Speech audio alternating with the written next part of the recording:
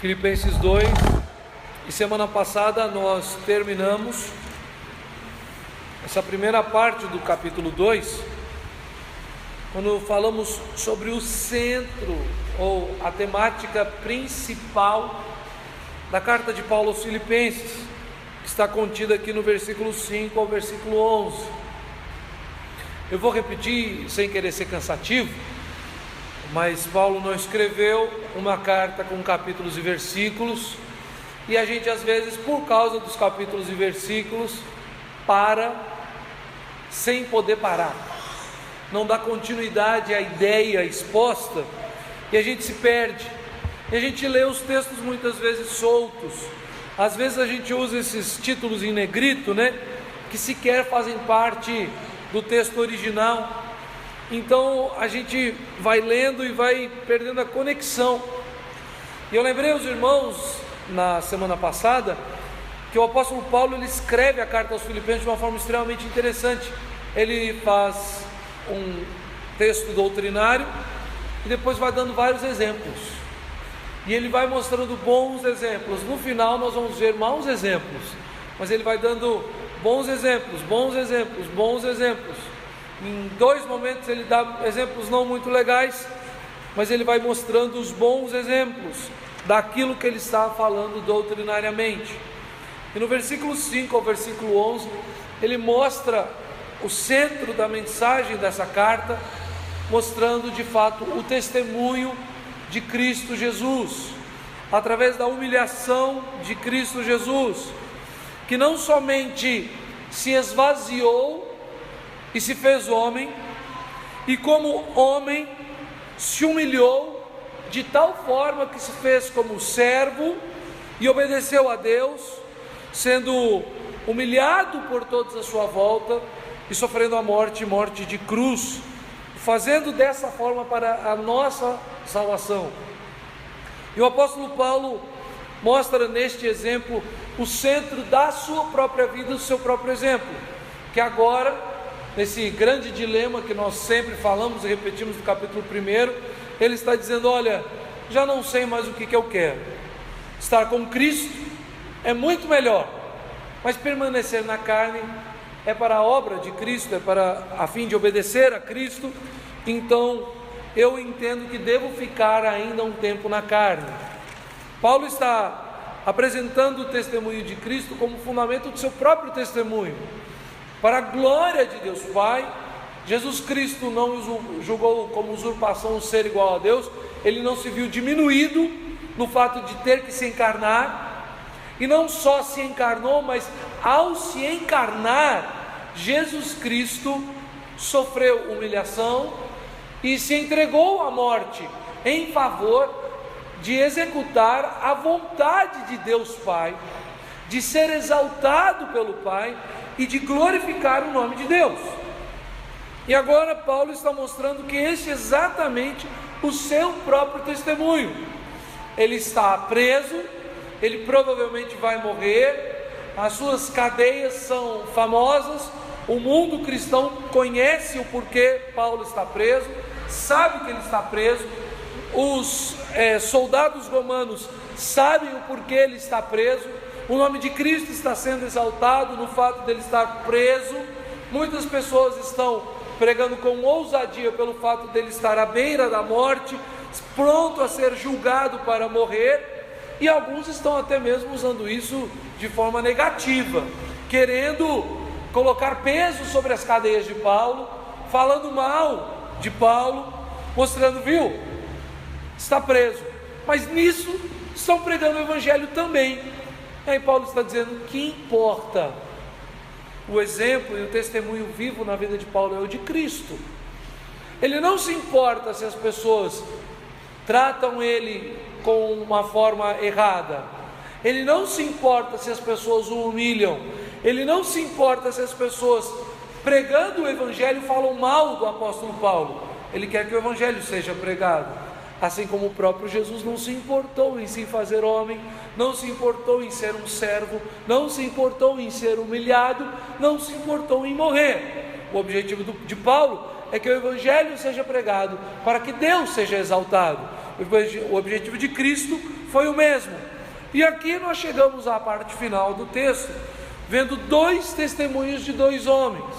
E eu não quero forçar nada ao texto, mas essa semana, meditando novamente no texto, eu não consegui parar de pensar nesses dois títulos, né? E aqui eu vejo claramente um verdadeiro pastor e um verdadeiro diácono. Esses dois testemunhos são muito claros. Aqui está o verdadeiro presbíteros, o verdadeiro ancião, o verdadeiro servo da palavra de Deus, o verdadeiro homem que cuida e pastoreia o povo de Deus, no exemplo de Timóteo. E aqui também está o exemplo de Epafrodito, que é o verdadeiro diácono, que para suprir as necessidades de Paulo, atendendo ao desejo da igreja de Filipos, chegou à beira da morte, mas não recuou, fez aquilo que o Senhor lhe enviou, através do desejo da igreja de Filipenses.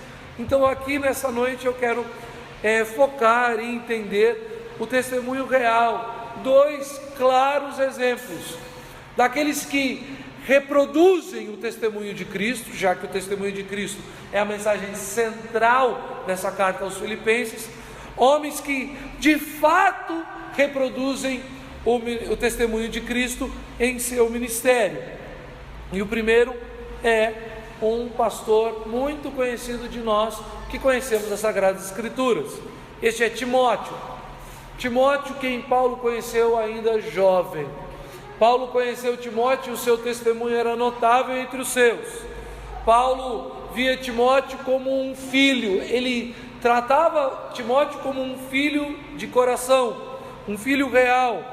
Ele fala isso no versículo 22, que Timóteo também demonstrou isso em toda a sua jornada e sua caminhada com o apóstolo Paulo, sendo como um filho para com o pai. Aqui está a contraposição daquilo que Paulo apresentou no capítulo 1, dizendo que havia entre eles alguns irmãos que proclamam o evangelho por inveja e porfia. Isso ele fala no versículo 15 do capítulo 1. E no versículo 17 ele reenfatiza, ou ele explica novamente o que acontece com esses homens que pregam o evangelho de Cristo com o coração mau. Ele diz: pregam a Cristo por discórdia, insinceramente, julgando suscitar tribulação às minhas cadeias. Homens que se levantaram para pregar o evangelho. Não é um falso evangelho, ele não está condenando a mensagem pregada, ele não está dizendo que aquilo que está sendo pregado é mentira, é heresia.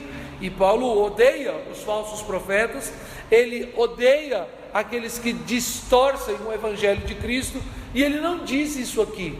De fato, esses homens estão pregando um evangelho genuíno. Eles estão pregando a Cristo, a cruz, a ressurreição, a nossa necessidade de arrependimento, a nossa necessidade de salvação, a perfeita obra de Cristo em nosso favor, a nossa reunião com o Pai, a operosidade do Espírito. É isso que eles estão pregando. Mas na verdade há uma insinceridade, há um desejo belicoso aqui. Eles querem pregar assim para fazer mal a Paulo. Eles querem pregar assim, de uma forma ou de outra, para apresentar a Paulo algo que eles teriam a mais.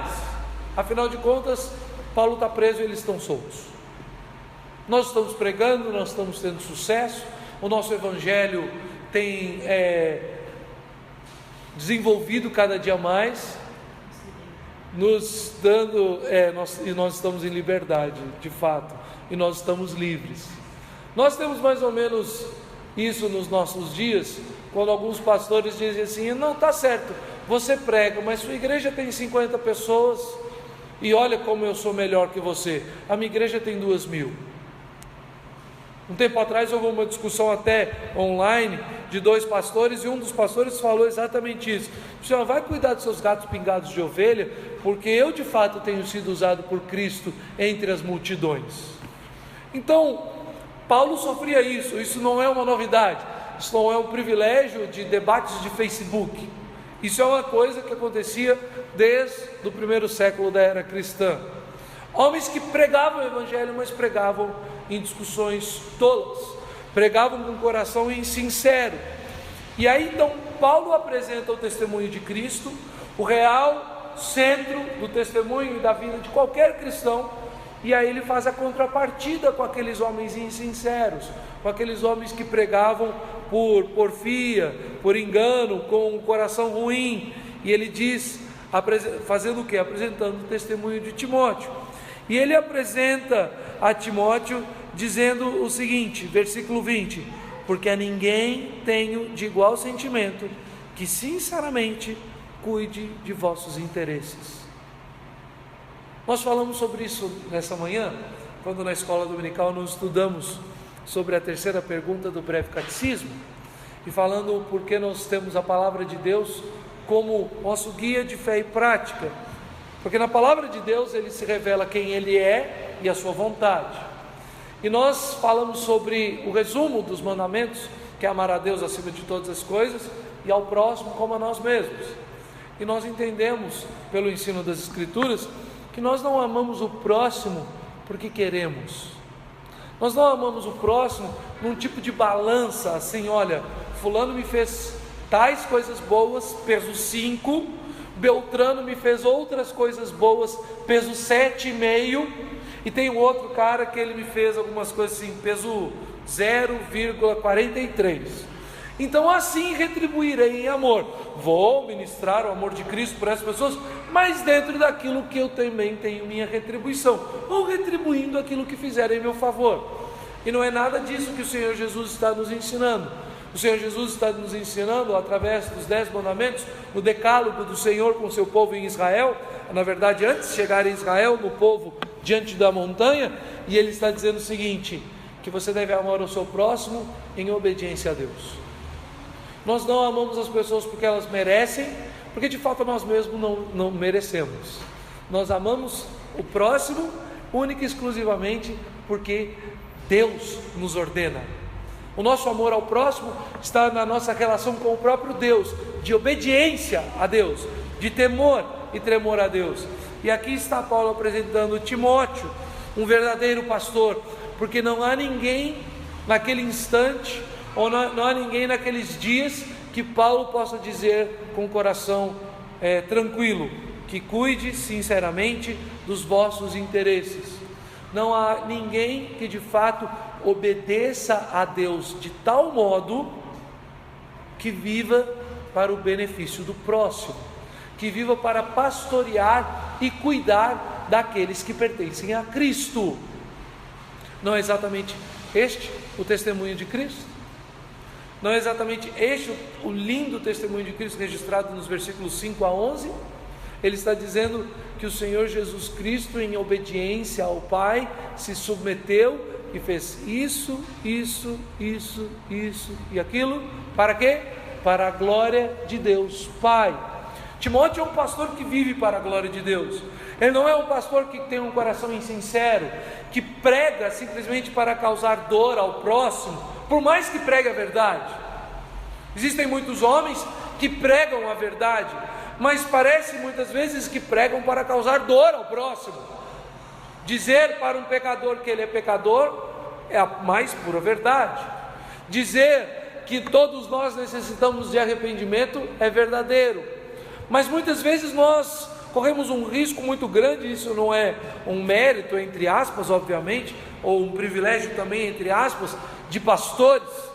Muitas vezes nós, os crentes todos, podemos incorrer nesse erro de querer ministrar a palavra de Deus verdadeira, única e exclusivamente para trazer peso sobre os ombros da pessoa. Nós muitas vezes falamos sobre a ira de Deus, e de fato Deus se ira. Nós falamos sobre o juízo de Deus, e de fato Deus há de julgar vivos e mortos. Nós falamos sobre como Deus age, como Deus castigou os homens durante toda a história, e como Deus há de trazer juízo sobre a nossa nação. Mas muitas vezes falamos isso única e exclusivamente porque queremos ver a nossa nação destruída, porque queremos ver as pessoas que especificamente, de uma forma bem peculiar, bem clara e nítida para nós, que neste fim de semana estão na festa da carne, no carnaval, e a gente quer dizer, viu, bem feito, choveu. Eu espero que todo mundo que está na folia fique gripado. Eu espero que de fato você tenha uma ressaca brava. Eu espero que o seu coração fique cada vez mais angustiado, porque ao invés de procurar a Deus, o Senhor do universo, você está procurando os prazeres da carne. Então o meu desejo é que você seja a pessoa mais infeliz do planeta. De fato, aqueles que não estão em Cristo não têm alegria real. De fato, as pessoas que cada vez buscam mais os prazeres de sua carne, eles são, como diz a palavra de Deus, um abismo chamando outro abismo. Então o vazio de sua alma é cada dia mais profundo. De fato, aqueles que não encontram a palavra de Deus, não são libertos pelo seu Santo Espírito e não são encontrados pelo amor e a graça do Pai, são infelizes, por mais que existam diversas alegrias assim e subterfúgios para que eles possam tentar, onde eles possam tentar se esconder. Isso é verdade. Mas nós não somos chamados a pregar única e exclusivamente a ira vindoura de Deus. Isso faz parte da palavra de Deus, isso faz parte da mensagem do Evangelho. Nós não podemos pregar como se Deus não se irasse, pregar um Deus que passa uma borracha em tudo e se esquece. Mas nós precisamos pregar o Evangelho de Cristo a fim de que pessoas venham a ser salvas, pessoas creiam, pessoas sejam encontradas pelo amor de Cristo e por si só vão perceber a angústia do seu coração, vão perceber pela obra do Espírito, ao serem encontradas e confrontadas pela palavra de Deus, a sua total necessidade de Deus, vão encontrar o refúgio que sua alma tanto necessita, vão perceber a podridão de sua vida, como naturalmente são pecadores, como são rebeldes contra Deus, como sua vida está escravizada pelo pecado, e vão clamar por transformação, por libertação, por salvação, por regeneração, por santidade. De fato, aqui está Timóteo, que prega pensando no interesse do próximo.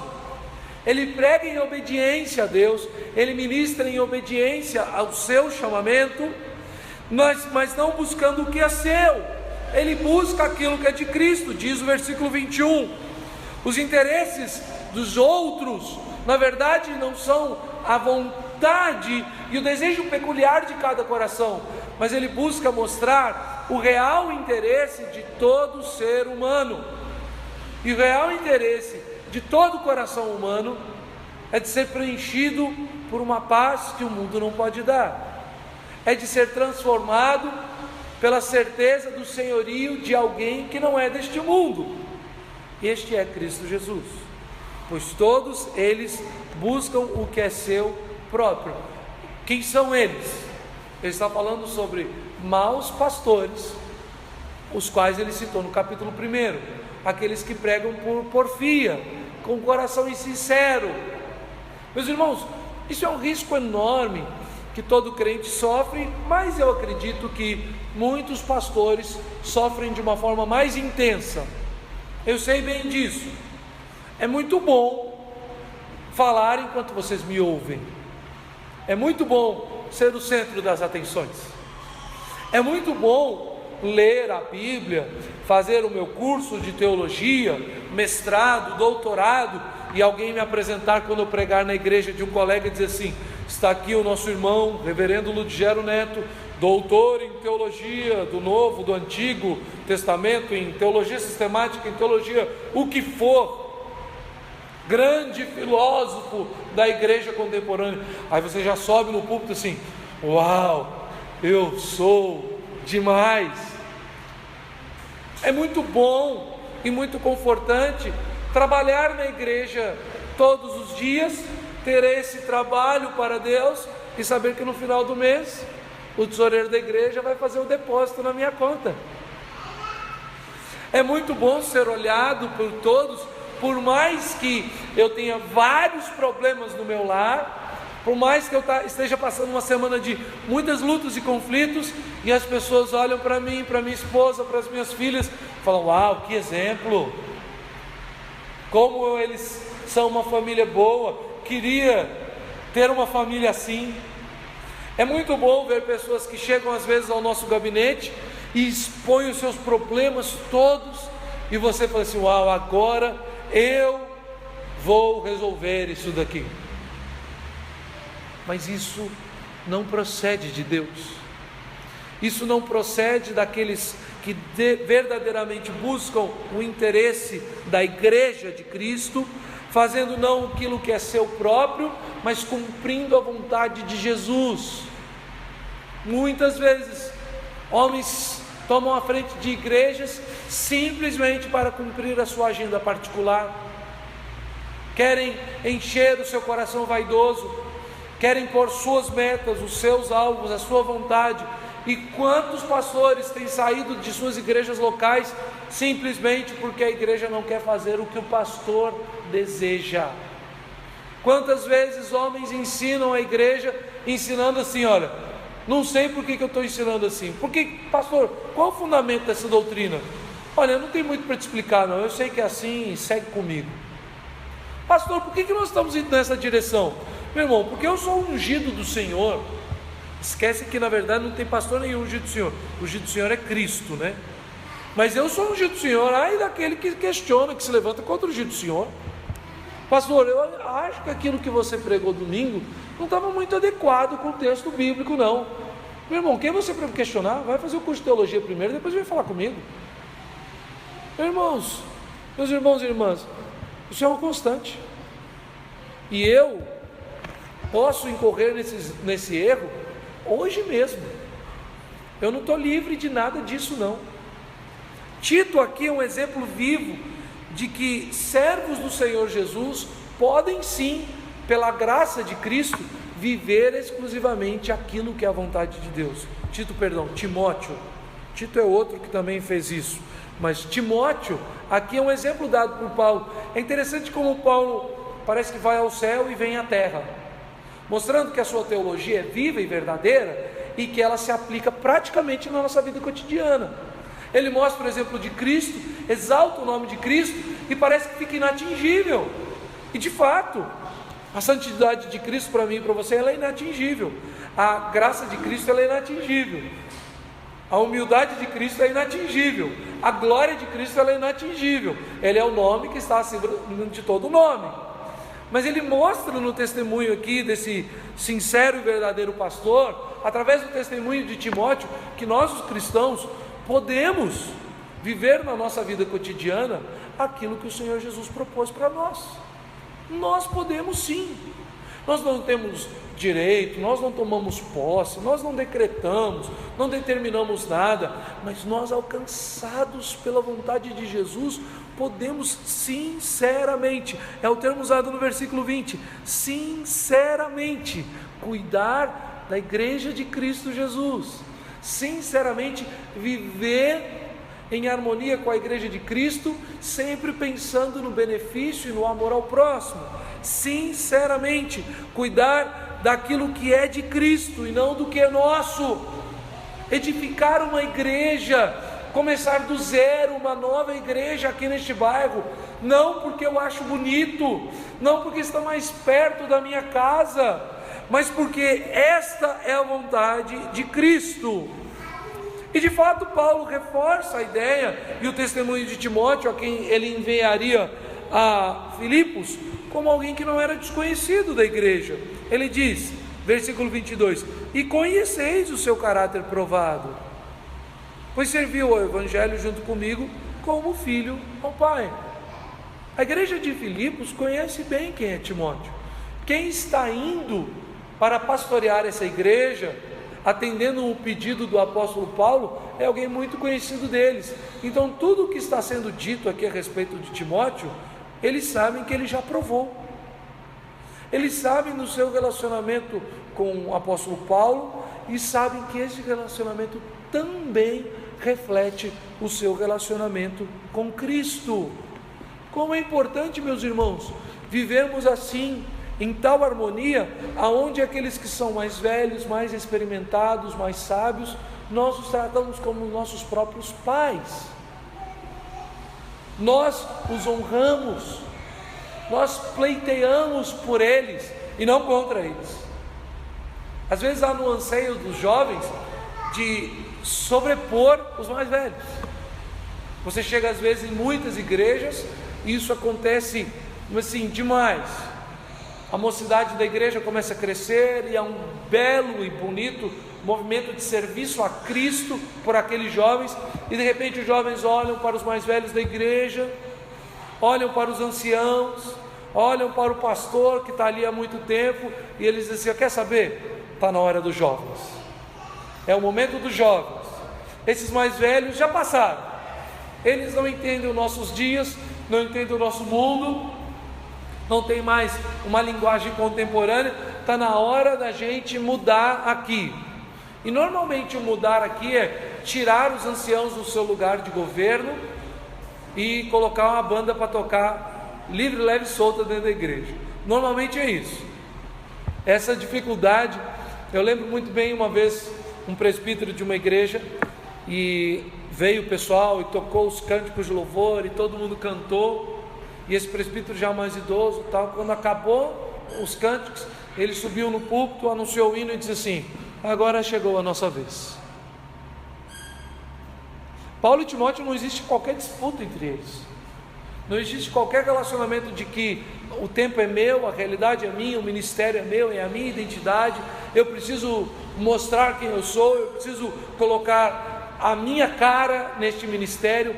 Paulo está dizendo que ele e Timóteo, na verdade, servem exclusivamente a Cristo Jesus, independente da idade, independente de quem é mais velho, de quem é mais novo, independente de quem está preso, de quem está livre, independente de quem está perto, quem está longe, eles servem a Cristo Jesus.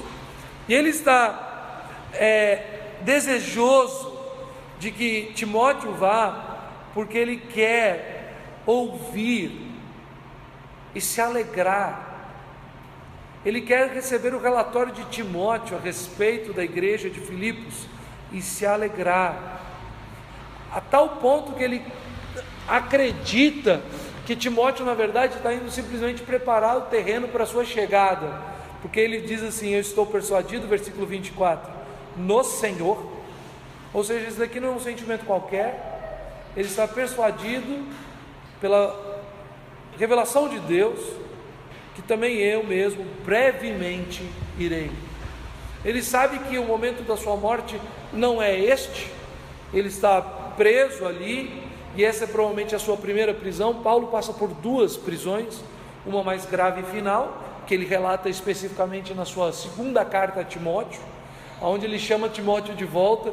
Então ele está sempre enviando Timóteo, né? E no finalmente ele chama Timóteo de volta. E aqui ele está na sua primeira prisão, e ele sabe que ele vai ser liberto, ele sabe que ele vai ali voltar, passar um tempo em Filipos, e ele tem certeza que o que Timóteo está fazendo é simplesmente levando consolação à igreja, servindo a igreja, até que Paulo chegue. Mas antes de Timóteo chegar, ele quer enviar um outro companheiro seu. E aqui está um diácono de verdade. Aqui está um homem que serve, que promove serviço, que dá a sua vida para servir a igreja de Cristo, e o faz como um belo diácono. Julguei todavia necessário mandar até vós Epafrodito, por um lado meu irmão, cooperador e companheiro de lutas, por outro vosso mensageiro e vosso auxiliar nas minhas necessidades. Aqui está um nobre servo de Jesus Cristo. Assim como Timóteo, nós temos outro exemplo aqui, e este é o exemplo de Epafrodito. Epafrodito foi um homem que serviu na igreja de Filipos, e a igreja, tendo necessidade de enviar recursos a Paulo, Paulo fala isso no final da carta, põe na mão de Epafrodito e fala assim: vai. Você se lembra dos relatos das viagens nos dias do apóstolo Paulo? Naufrágios, enfermidades, lutas, dificuldades, assaltos na estrada eram constantes. O que aconteceu de fato com o Epafrodito nós não sabemos. O que o levou à beira da morte? Mas Paulo diz que de fato ele chegou às portas da morte e se dispôs a dar a própria vida para suprir vossa carência de socorro para comigo. Paulo está dizendo, Epafrodito tinha uma missão. A missão de Epafrodito não era levar nova revelação. A missão de Epafrodito,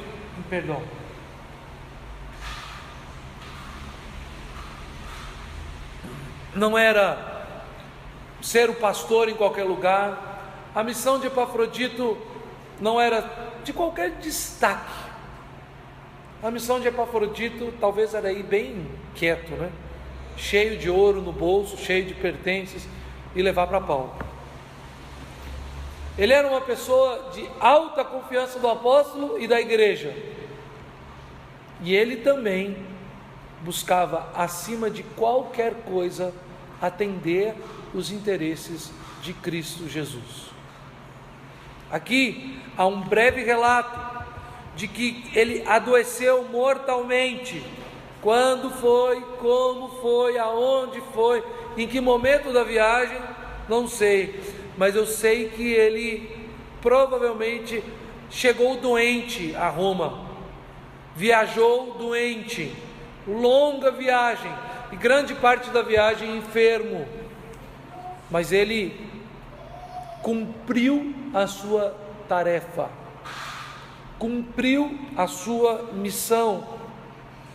E Paulo então clamou ao Senhor pela vida de Epafrodito, porque no meio de suas cadeias, recebendo ele o consolo da igreja e a visita de um amigo, Paulo falou assim: Senhor, não me traz mais tristeza, já basta a tristeza que eu tenho, não me coloca tristeza sobre tristeza. Então, por favor, Senhor, permita que esse rapaz sobreviva. E agora Paulo está reenviando Epafrodito à igreja de Filipos como testemunho da salvação que Cristo manifestou na vida desse rapaz. A missão da igreja dada a Epafrodito foi cumprida. A missão de Deus a Epafrodito foi cumprida. E Paulo agora dá nova missão. A obra desse rapaz não cessou. Vejam como interessante. Percebem o paralelo e a relação direta com o testemunho de Paulo? Paulo está dizendo: olha, morrer é infinitamente melhor, estar com Cristo é infinitamente melhor, é incomparável, mas eu creio que ainda não chegou minha hora, e eu ainda tenho muito a fazer por Cristo na carne, servindo a igreja. Exatamente isso que acontece com Epafrodito, a mesma relação. Epafrodito chegou à beira da morte, cumpriu a sua missão, e de repente ele podia dizer, como Paulo já disse em outro texto: combati o bom combate, guardei a fé, Pronto, Epafrodito pode ter dito: trouxe o que Paulo pediu, a sua necessidade, o Senhor está me chamando, é incomparavelmente melhor estar com Deus, vou estar com Deus, vou estar com Cristo na glória. Mas Cristo liberta, dizendo a Epafrodito o que disse a Paulo: não é o tempo da sua morte, você ainda precisa servir a igreja de Cristo. E vejam, para que Cristo preservou Epafrodito? Epafrodito é aquele que carrega esta carta. O consolo da igreja de Filipos está em ver Epafrodito, mas muito acima disso, o consolo da igreja de Filipos está em ler a mensagem de Cristo através do apóstolo Paulo nesta carta. E esta carta que foi de consolo à igreja de Filipos naqueles dias do primeiro século da era cristã, é a mesma carta que o Espírito Santo de Deus usa para nos exortar, nos edificar e nos consolar nessa noite. Epafrodito aparentemente tinha uma missão ínfima. Ele era o leva e traz da igreja de Filipos, de uma forma bem diminuta, obviamente.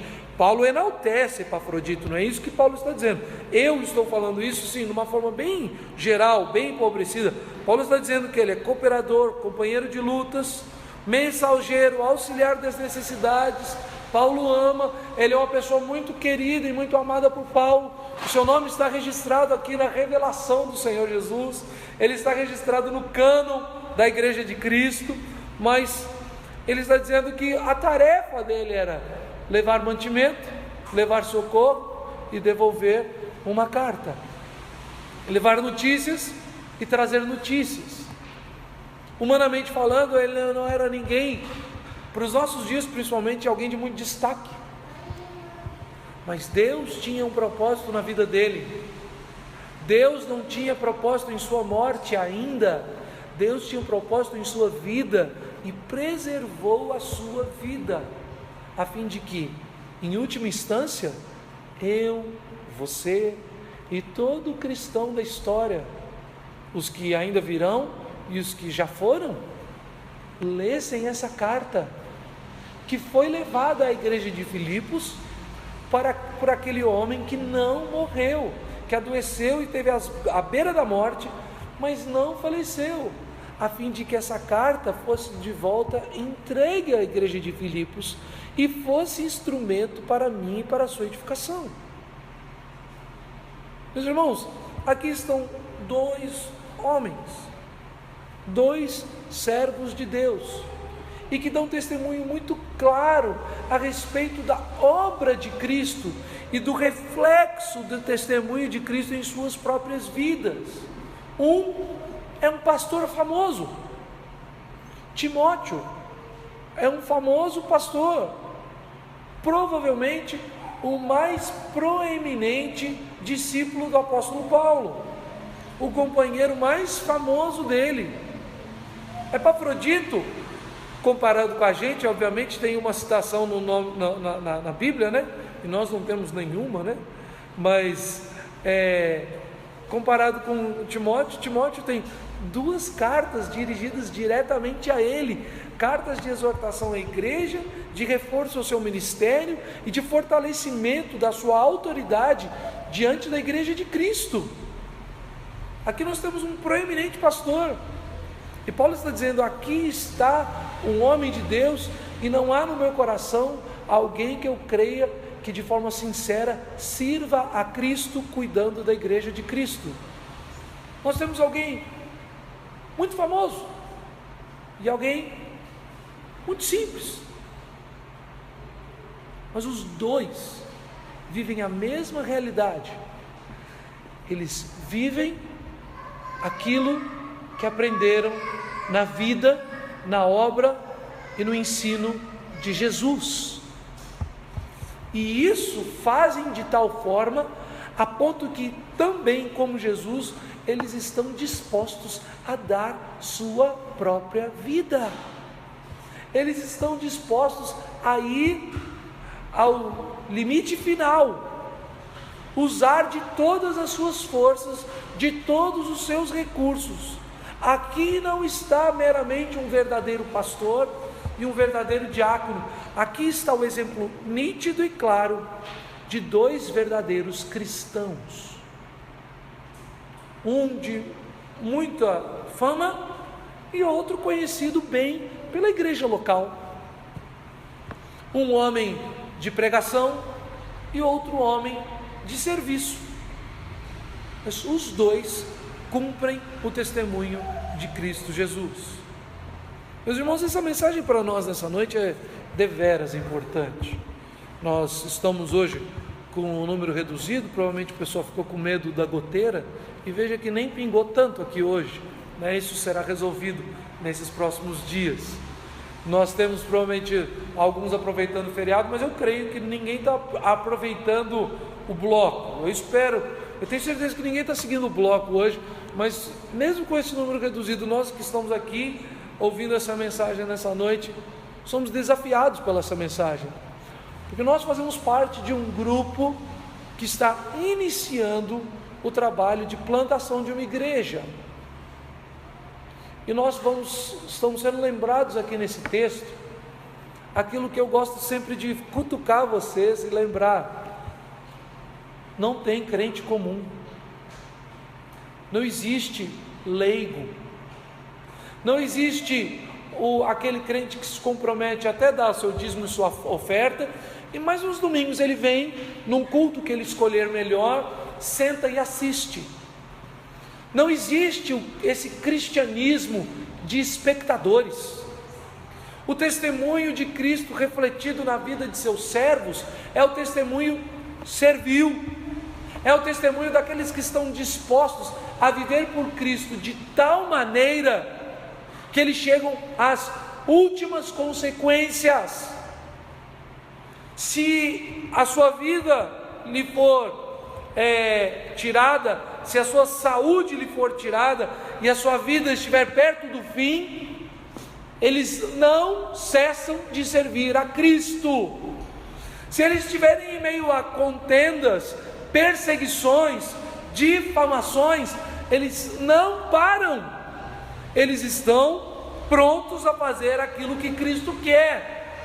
Se são proeminentes, se são famosos, se seu nome é respeitado por muitos, mesmo assim, o seu coração ainda está em fazer aquilo que Deus quer, aquilo que Cristo requer deles, em favor da igreja de Cristo.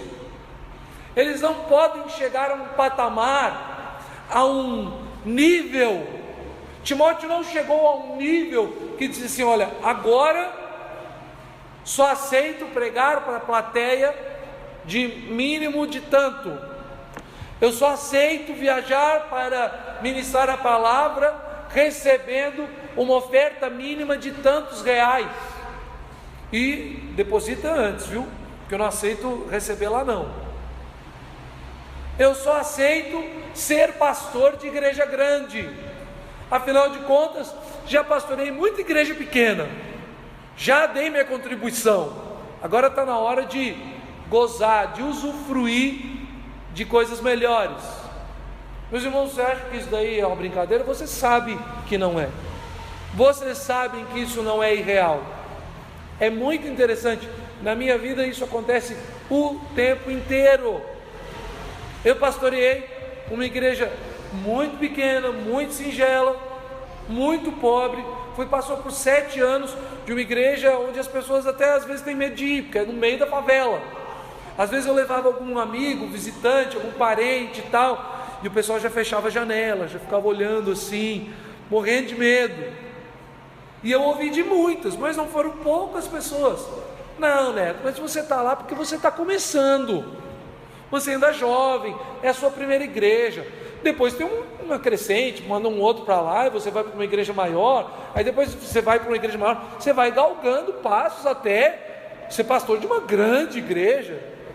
Aí eu falei assim: mas eu não vejo o ministério assim.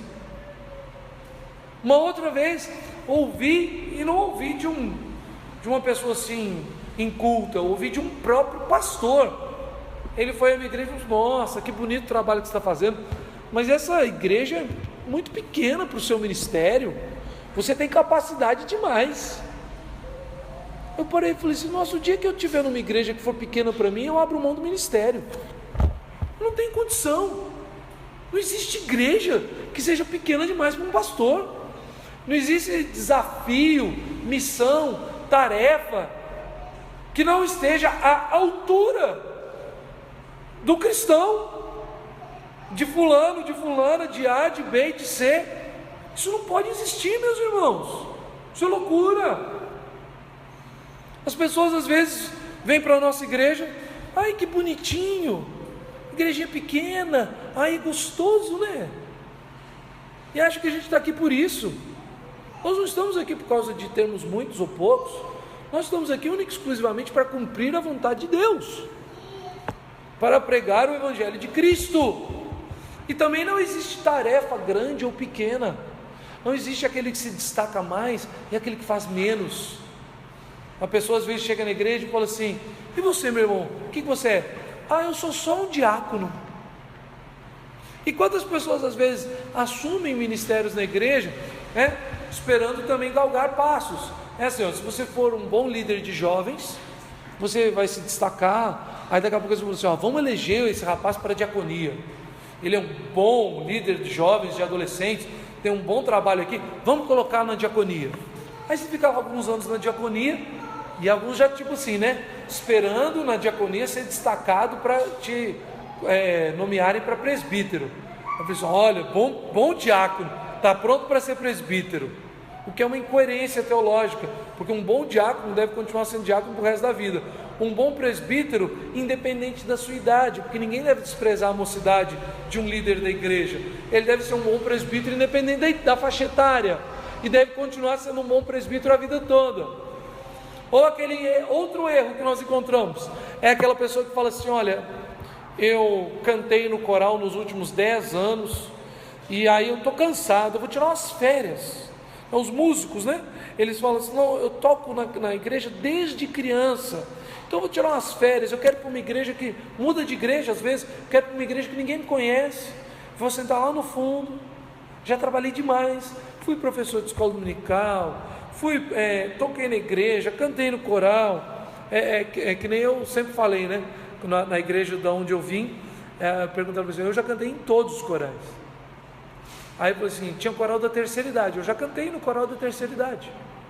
Quando eu morei em Campinas, a minha avó era regente do coral da terceira idade, e meu avô era um bom tenor, mas ele falou assim, não, eu vou cantar sozinho, não quero, tal.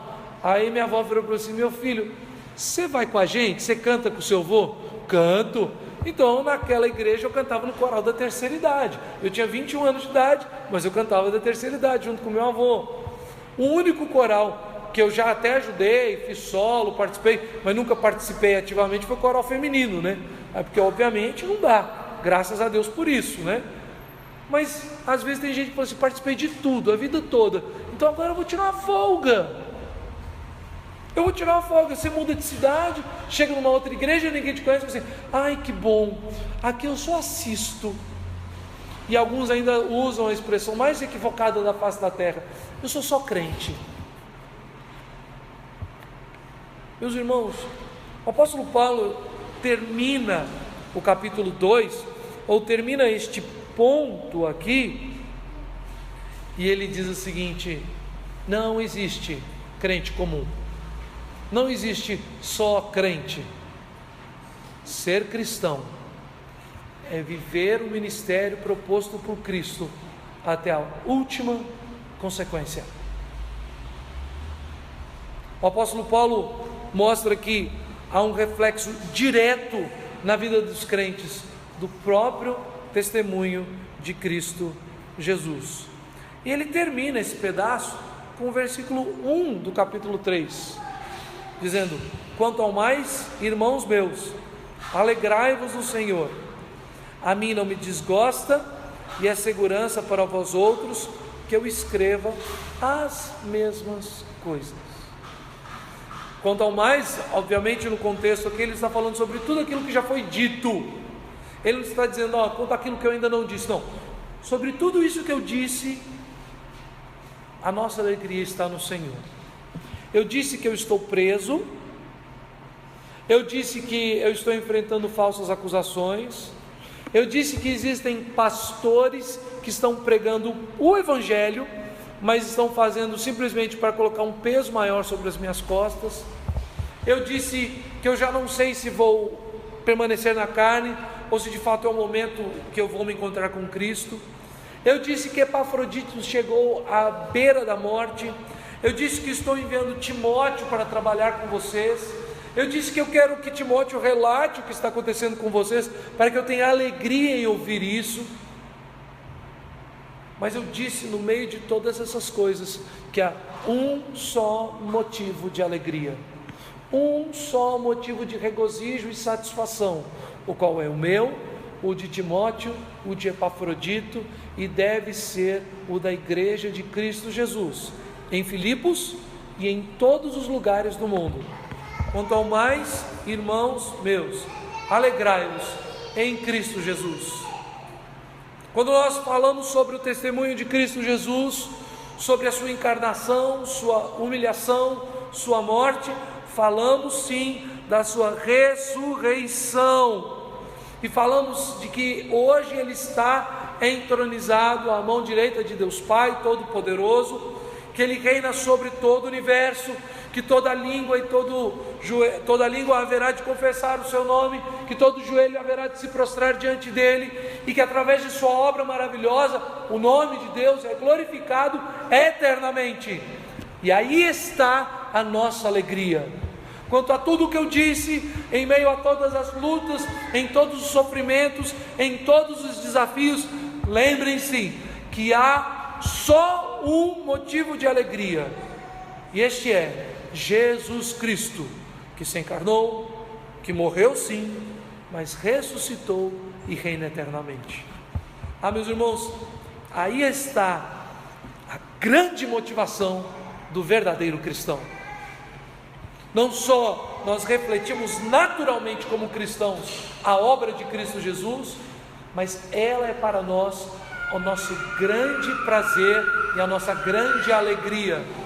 O que Paulo faz, ou o que Paulo fez, o que Timóteo fez, o que Epafrodito fez e o que diversos outros homens e mulheres na história do cristianismo fizeram e têm feito, não é por obrigação, não é por medo, não é porque eles acham que tem que contribuir com o que Cristo fez, ou Jesus fez uma parte, agora é minha vez.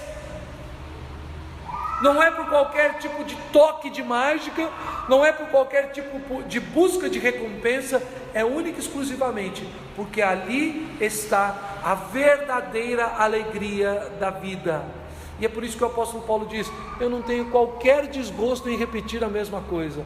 Há uma só fonte de alegria, há uma só fonte de prazer, há uma só fonte de satisfação da vida humana, e esse é um evangelho pregado com sinceridade. A nossa alegria está em Cristo Jesus. Eu vivo por Ele, eu morro por Ele, eu faço aquilo que Ele me ordena, eu imito os seus passos, eu me pauto pelo seu testemunho, única e exclusivamente, porque ali está a razão do meu prazer. A minha alegria está ali. Quanto a tudo isso que eu disse, alegrai-vos no Senhor. Alegrai-vos sempre no Senhor. Alegrai-vos no Senhor. Que nós possamos ouvir dessa palavra, entender tal testemunho, receber isso como uma palavra diretamente da boca de Cristo para nós nessa noite, e sermos cheios de alegria em Jesus.